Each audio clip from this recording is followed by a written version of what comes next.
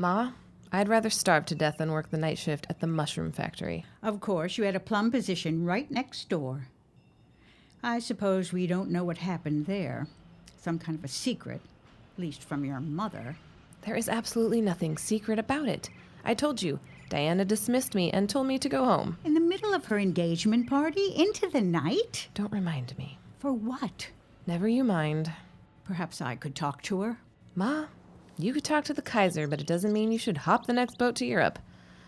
Look, put me on extra shifts here at the store. I'll take you in the laundry, but the mushroom factory is closed. Good morning, Lois, Mrs. Chilton. Nancy Dawson, what brings you into my market so high of color? Good news. Possibly a Christmas miracle. For whom? For you, Lois. Father sent me over. He had to leave for the office. Aiming to kill me with suspense, eh? Out with it, Nancy. Father, being in the news business, knows people all over, including at the school district. They need a qualified teacher for the school down in Woodbury. But are they hiring janitors? Lois, Father told a friend of his at the school district all about you, and he wants you to interview at the Woodbury school. Don't toy with me. No toying. In fact, here is the telephone exchange. You must call at once. Oh, not only is the mushroom factory closed, I think I need to hire a new store clerk. Ma, Nancy, help me out here. I have one problem. What is it? How do I keep from botching this up? Annex, the continuing story of a peculiar bend in the avenue. Traffic goes north, traffic goes south. The streetcar runs between. And all we can do is try to keep up.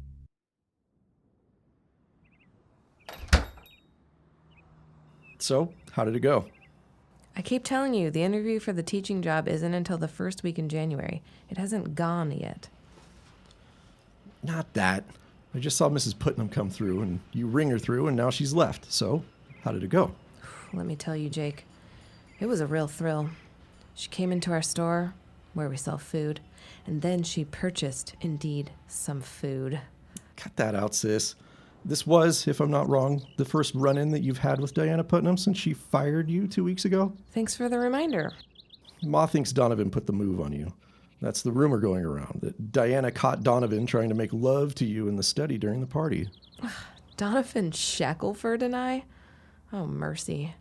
I'd sooner pitch woo to a tree stump than him. Where did this rumor come from?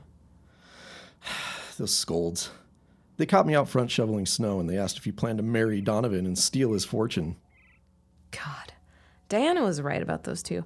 Someone ought to put bells on them. Jake, believe me, the truth is so strange regarding why Diana canned me that even if I told you, you'd never believe me. Try me. No way. Anyhow, you asked how it went just now between Diana and I. She was friendly enough in her way. She wished me a Merry Christmas. If Ma were here and not on a bank run, she'd credit this to the spirit of the season and bless the widow. Bless her, why? She's apparently gotten past whatever set her off to order you out of her house. Oh, for the last time, Jake, it doesn't matter. Let it go. It was just a bad fit. As the personal secretary, I made one hell of a school teacher. Oh, some woman in a cheap-looking wig just came in. I should see what she's after. Fine. I'm running this delivery in the truck. Ma should be back from the bank soon. Watch yourself out there, Jake. Yeah. I'll go out the back. I'd go see after that woman, but she seems quite occupied with a motion picture magazine.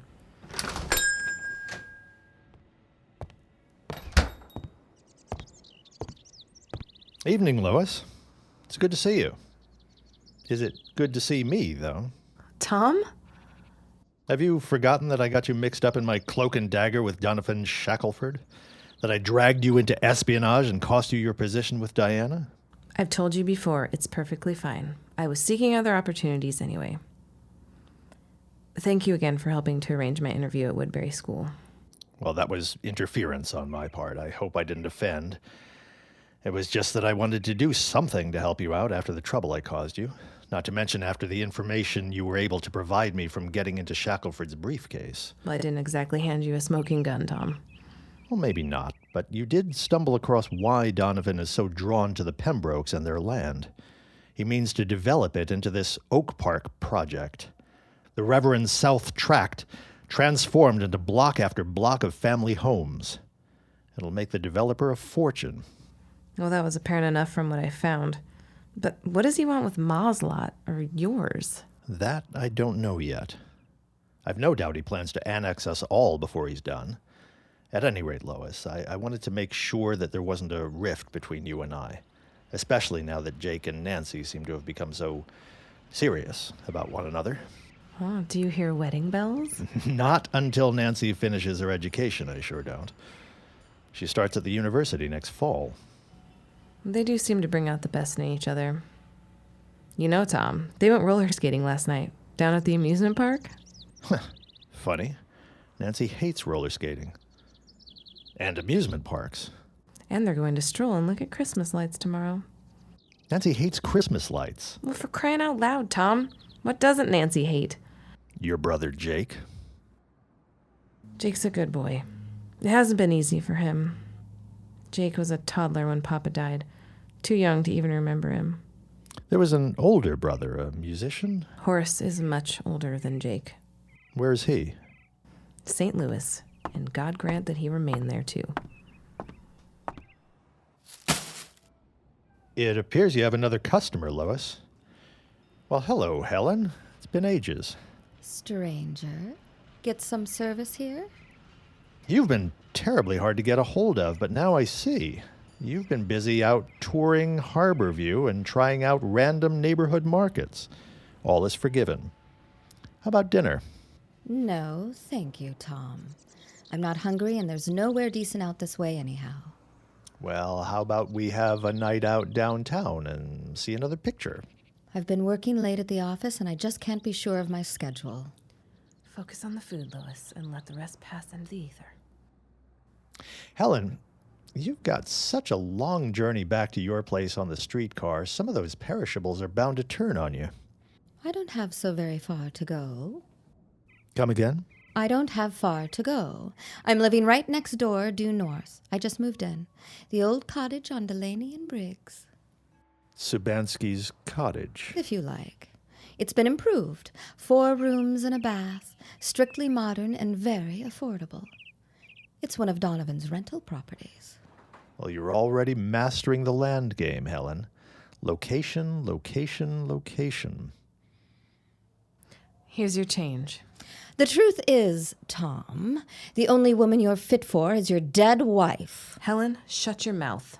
Oh, it thinks it has a backbone. Its name is Lois Chilton. Wipe that smirk off your face, Helen. I'm not going to stand by and listen idly while you slander the finest man I've known.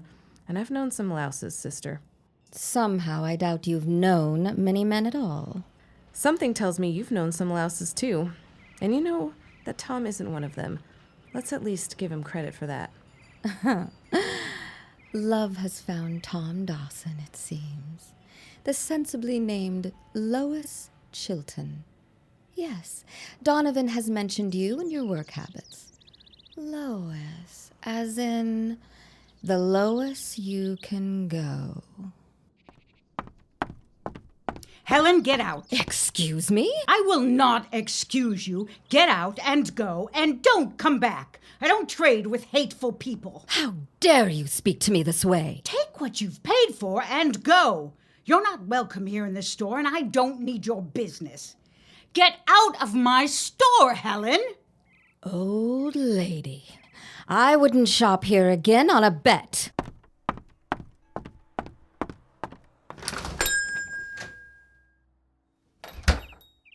To have that woman next door. Now, with all that business out the door, Tom, why don't you and Nancy join Lois and Jake and I for supper this evening? Ma, what if Helen comes back in here? If Helen comes to visit us again, I'll eject her myself.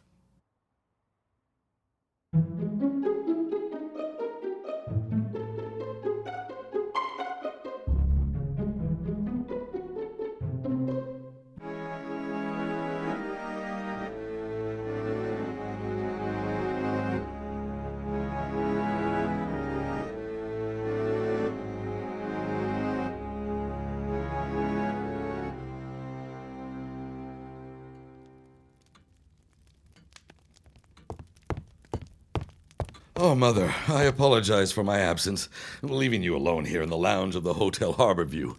I simply had to take that telephone call. It was a business associate, an emergency, you understand. Given the sumptuous surroundings, though, I doubt you've suffered. I'm a shrewd woman. Need I remind you? You needn't. I lived it. Then I'll offer my son a delicious piece of advice. That being? Never try to trick a trickster. I know that was Helen Kidwell, and I know that she is both secretary and mistress. How do I know?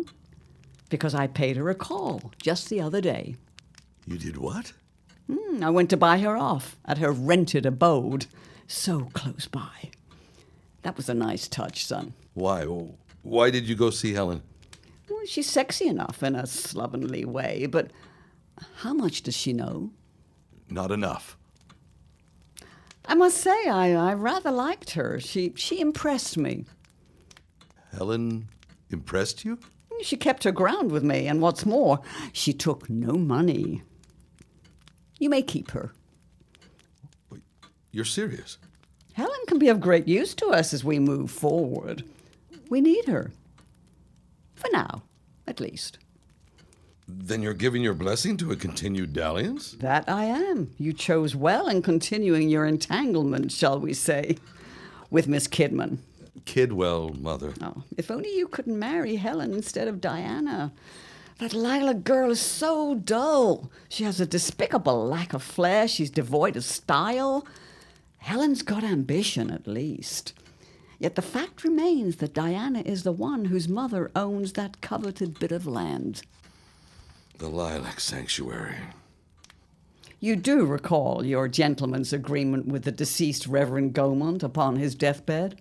Marry Diana within 2 years of his passing, or forfeit everything handed to me. A young man with no knowledge of why it became mine. Next month is 2 years to the month of the Reverend's demise. January is your red-lettered month. Diana wanted to wait until spring. However, once I convinced her of the urgent ardor I felt toward her to be my wife, she agreed to the January date. Urgent ardor. Did you tell Helen Kidman that? I'll ignore that. The ceremony is a mere 2 weeks away, so please calm yourself. That girl Diana and that mother of hers. I mean, that Jane. Mother, I still don't understand why the old man... That's the Reverend to you. Why did the Reverend put me in charge of marrying and producing heirs with Diana Pembroke? Why am I the stud horse? The Lilac Farm, darling. He wants that Lilac Farm. Wanted, Mother. The Reverend is dead. Very well. Donovan, there is great advantage to being gained by producing heirs, and soon. As you say, Granny. Never mind that. Then we can forge ahead to the next phase of our plan. Oak Park. My son, at last, at long last, I declare that everything we have worked hard for and dreamed of and sacrificed for in the name of... What is happening? It's happening at last. The wedding hasn't happened yet. Oh, nonsense, it's coming. Oh, my boy, everything comes to she who waits. And I've waited so very long for this. There is no such weapon as a son.